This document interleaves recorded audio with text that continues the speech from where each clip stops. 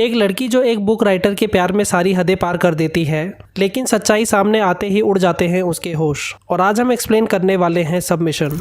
Movie की शुरुआत में हम एशली को देखते हैं जो अपने बॉयफ्रेंड के साथ झगड़ा कर रही होती है और यहाँ हमें पता चलता है कि वो अपने रिलेशनशिप से खुश नहीं है क्योंकि उसका बॉयफ्रेंड उसे खुश नहीं रख पाता। आज उन दोनों में झगड़ा इतना ज़्यादा बढ़ जाता है कि एशली ये रिलेशनशिप ख़त्म करके अपनी फ्रेंड जूल्स के साथ शिफ्ट हो जाती है। वहाँ पहुँचने के बाद एशली जूल्स से कहती है कि मुझे एक जॉब की ज़रूरत है और तब तक मैं यहीं तुम्हारे साथ रहूँगी। तो जूल्स कहती है कि मुझे इससे कोई प्रॉब्लम नहीं है और वो कहती है कि यहाँ हमारे साथ एक और रूममेट भी रहती है और उसका नाम डिलन है। और फिर अगले सीन में हम एशली को एक कॉफ़ी शॉप में देखते हैं जो वहाँ जॉब के लिए जाती है और वो वहाँ देखती है कि एक लड़का और एक लड़की दोनों रोमांस कर रहे होते हैं। एशली को देखकर वो दोनों एकदम से रुक जाते हैं और फिर कुछ देर बाद एशली को पता चलता है कि वो लड़का कॉफ़ी शॉप का ओनर होता है और वो एशली को हायर भी कर लेता है। और जब शाम को एशली घर पहुंचती है तो उसे पता चलता है कि सुबह कॉफ़ी शॉप वाली लड़की ही उसकी फ्लैटमेट डिलन है। वो दोनों एक दूसरे से खुद को इंट्रोड्यूस करते हैं और फिर रात में जब एशली घर पे अकेली होती है तो टेबल पे उसे स्लेब नाम की एक बुक मिलती है और वो उसे पढ़ने लगती है।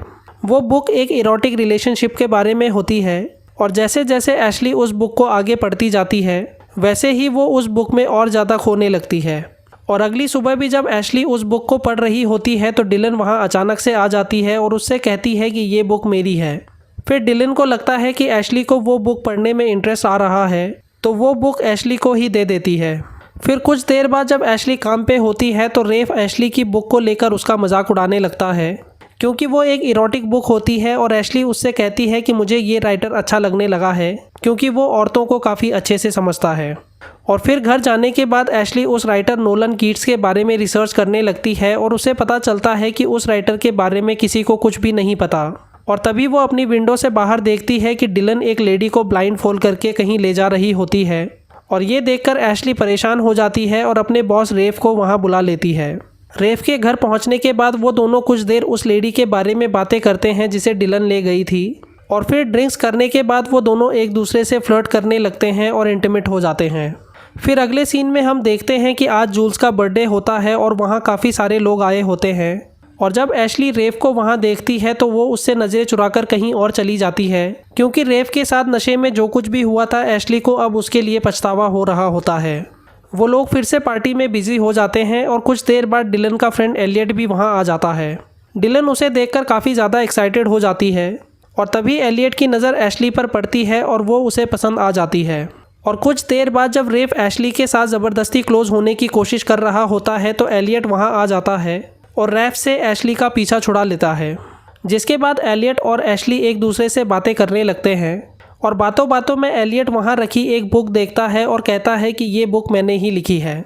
ये सुनकर एशली को उस पर भरोसा नहीं होता और फिर एलियट एशली के फ़ोन से नोलन कीट्स के फ़ोन पर फ़ोन करता है और तब एशली को भरोसा हो जाता है कि एलियट ही नोलन कीट्स है और वो उससे काफ़ी ज़्यादा इम्प्रेस हो जाती है। फिर अगली सुबह एलियट एशली के लिए अपनी नई बुक की कॉपी भेजता है और फ़ोन करके उसे बुक के बारे में भी बताता है।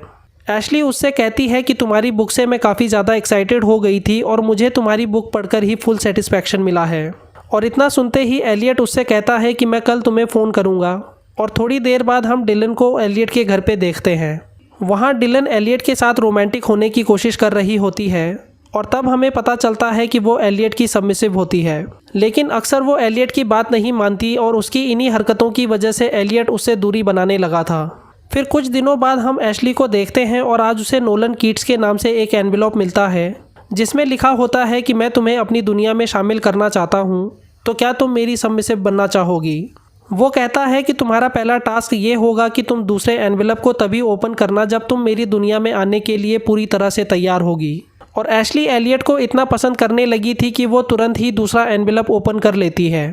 फिर अगले दिन हम देखते हैं कि एलियट एशली को कॉल करके उसे अपने घर पे इनवाइट करता है और उसी शाम हम देखते हैं कि एलियट जब एशली का वेट कर रहा होता है तो तभी डिलन भी वहाँ आकर पहुँच जाती है। एलियट डिलन को वहाँ देखकर उसे जाने को कहता है लेकिन डिलन उसे सिड्यूस करने लगती है और फिर कुछ देर बाद एलियट उसे एक रूम में बंद करके बाहर चला जाता है। बाहर जाकर वो देखता है कि एशली ने इंस्ट्रक्शन के मुताबिक ब्लाइंड फोल्ड कर रखा है, जिसके बाद एलियट उसके पास जाकर उसे सिड्यूस करने लगता है और वो दोनों फिर से रोमांटिक हो जाते हैं। अगले दिन एलियट एशली को एक नए रूम में ले जाता है जहां वो एलियट की सारी चीज़ें देखकर काफ़ी ज़्यादा एक्साइटेड हो जाती है। फिर कुछ देर बातें करने के बाद एलियट एशली के हाथ बांधकर उसे पनिश करने लगता है और ऐसा करने से एशली भी और ज़्यादा एक्साइटेड हो जाती है और वो दोनों फिर से इंटीमेट हो जाते हैं। और अगले दिन हम देखते हैं कि जब एलियट घर पे होता है तो डिलन फिर से वहाँ आ जाती है और उसे एलियट पे शक होने लगता है कि उसका किसी लड़की के साथ अफेयर चल रहा है। डिलन के पूछने पर एलियट उससे कहता है कि मैं चाहे जो कुछ भी करूं तुम्हें उससे क्या, और तुम हमेशा याद रखना कि मैं तुम्हें पैसे देता हूं यहाँ मेरे लिए लड़कियां लाने के लिए। ये सुनकर डिलन उस पर गुस्सा होकर वापस अपने घर चली जाती है।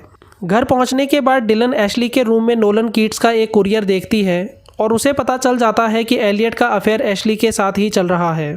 ये जानकर डिलन और भी ज़्यादा गुस्सा हो जाती है और दूसरी तरफ हम देखते हैं कि एशली और एलियट फिर से एक दूसरे के साथ रोमांस कर रहे होते हैं, जिसके बाद फिर से हमें डिलन को दिखाया जाता है और वो अपनी और एलियट की एक वीडियो एलियट को सेंड कर देती है।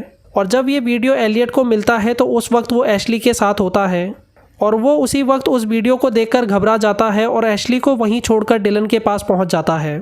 एलियट के वहां पहुंचने के बाद डिलन उसे टॉर्चर करने लगती है क्योंकि उसके पास एलियट का कोई सीक्रेट होता है और वो उससे कहती है कि तुमने मुझे छोड़कर एशली के साथ अफेयर क्यों किया। तो एलियट कहता है कि मैं उससे प्यार करने लगा हूँ और वो बाकी सारी लड़कियों से अलग है। वो कहता है कि अगर तुम्हें पैसे चाहिए तो मैं तुम्हें दे दूँगा, लेकिन एशली को इसके बारे में कुछ भी पता नहीं चलना चाहिए। तो डिलन कहती है कि मैं एशली के साथ एक रात बिताना चाहती हूँ और वो सब करना चाहती हूँ जो तुम उसके साथ करते हो।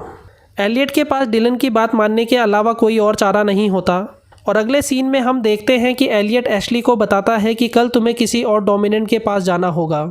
एशली ये सुनकर शॉक हो जाती है और एलियट कहता है कि ये सब करना मेरे लिए भी आसान नहीं है, लेकिन तुम्हें बस एक बार मेरे लिए ऐसा करना होगा। एशली इस बात से काफ़ी ज़्यादा हैरान होती है, लेकिन कुछ देर सोचने के बाद वो उसे हाँ कर देती है। और अगले दिन जब एशली वहाँ पहुँचती है तो डिलन को वहाँ देखकर वो हैरान हो जाती है और फिर डिलन उसे बताती है कि मैं डोमिनेंट बनने की ट्रेनिंग कर रही हूँ और इसीलिए एलियट ने तुम्हें मेरे पास भेजा। जिसके बाद वो एशली को इंस्ट्रक्शन देती है और एशली के पास भी उसकी बात मानने के अलावा कोई चारा नहीं होता।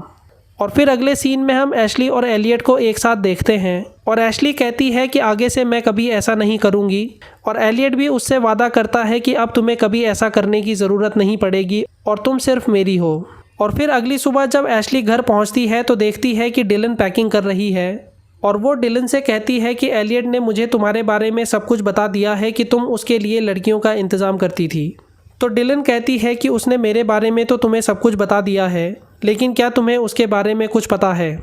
फिर वो एशली को एक वीडियो क्लिप दिखाती है जिसमें एशली को पता चलता है कि एलियट कोई राइटर नहीं है और ना ही उसका नाम नोलन कीट्स है। डिलन उसे बताती है कि एलियट नोलन कीट्स का एडिटर है और वो नोलन के नाम से ही सारी लड़कियों के साथ रोमांस करता है।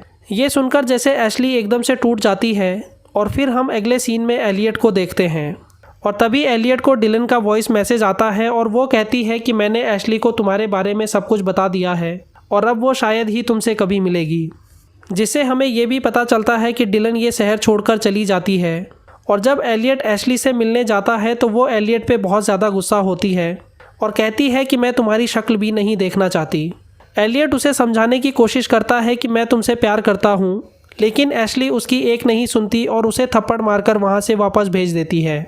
जिसके बाद एलियट निराश होकर वहाँ से लौट जाता है और दूसरी तरफ हम देखते हैं कि डिलन नोलन कीट से मिलती है और यहीं पर हमारी मूवी भी ख़त्म हो जाती है। दोस्तों, आपको ये वीडियो कैसी लगी हमें कमेंट सेक्शन में ज़रूर बताइएगा। वीडियो को लाइक और चैनल को सब्सक्राइब जरूर कर दीजिए। हमारे टेलीग्राम चैनल को भी ज्वाइन कर लीजिएगा जिसका लिंक आपको डिस्क्रिप्शन में मिल जाएगा। Thanks for watching.